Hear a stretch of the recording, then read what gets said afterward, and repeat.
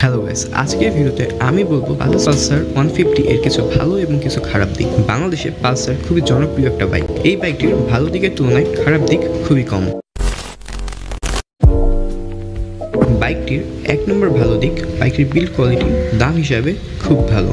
2 নম্বর ভালো দিক, বাইকের মেইনটেইন কস্ট খুবই কম অন্য বাইকের তুলনায়। 3 নম্বর ভালো দিক, বাইকটির স্পেয়ার পার্টসের দাম কম এবং ছোট বড় সব ধরনের দোকানে পাওয়া যায়। 4 নম্বর ভালো দিক, খুব সহজেই বাইকটি সার্ভিস করা যায়। 5 নম্বর ভালো দিক, বাইকের মাইলেজ 45 থেকে 50 কিলোমিটার পার লিটার দিয়ে থাকে বাইকটি। 6 নম্বর ভালো দিক, এর রিসেল ভ্যালু। বাংলাদেশের বাজারে পালসারের রিসেল ভ্যালু খুবই ভালো।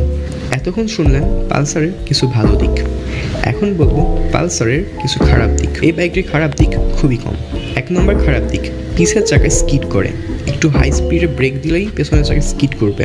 2 নম্বর খারাপ দিক, বাইকের হেডলাইটের আলো কম, রাতে হাইওয়েতে খুব বেগ পোহাতে হবে। 3 নম্বর খারাপ দিক, বাইকটিতে কোনো রেডি পিক আপ নাই, যার ফলে হাইওয়ে রাইডিংয়ে সমস্যা হবে।